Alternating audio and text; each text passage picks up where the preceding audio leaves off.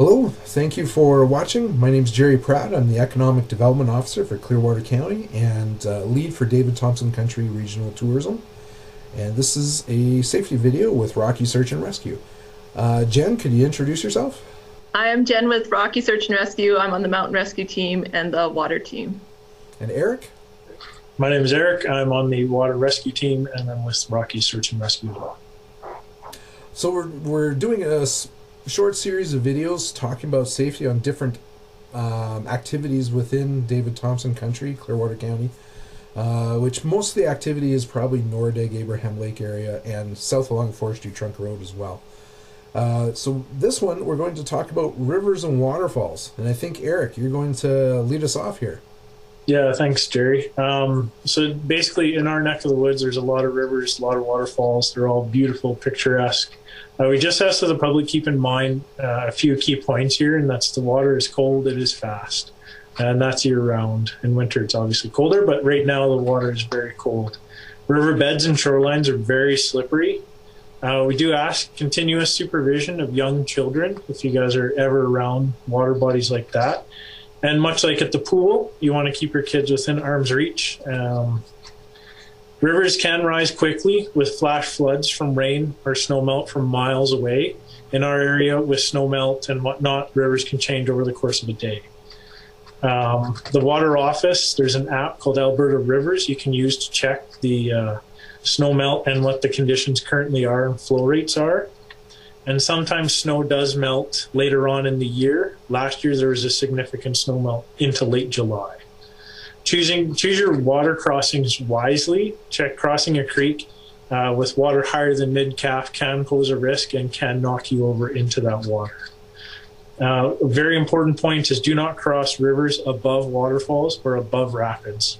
It's generally slipperier there, but that's generally speaking. Sitting on the edge of a waterfall looks good in pictures, but the edges are always slippery. So maintain a margin of error when you're around those points. Currents at the base of waterfalls have extremely powerful undertows. Rivers can have trees hanging down into the river and their submerged branches sticking up.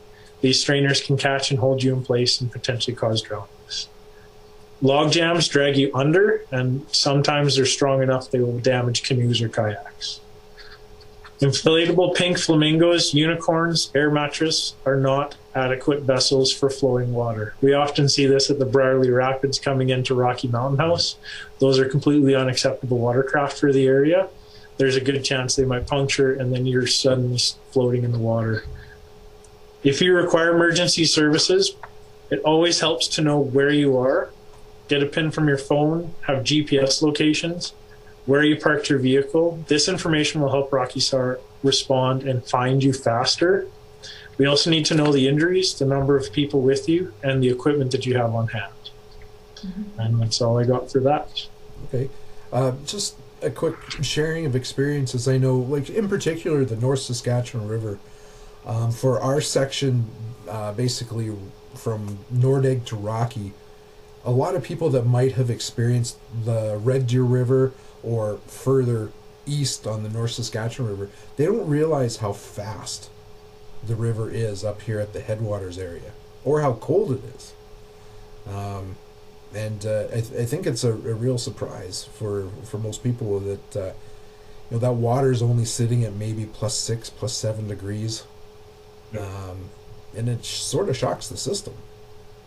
It does. That cold water shock, when you fall into cold water, if you experience that, you take a sudden breath and then suddenly you've got water inside when you never wanted water inside. And it does change at times. And also being that it's a forested area, there's going to be a lot of new trees, a lot of new debris in the river every spring that will catch boaters by surprise. Jet boaters, even experienced jet boaters, will find new surprises in the river.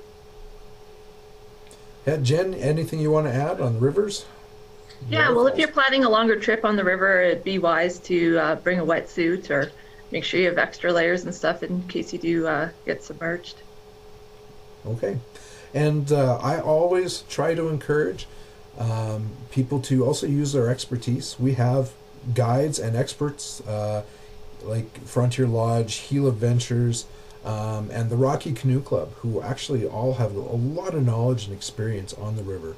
And some of them you can hire to actually give tours, and others just they've got great information available. Yeah, I'd agree. So thank you, and we hope people will tune in for our other videos. They'll talk about some of the other activities.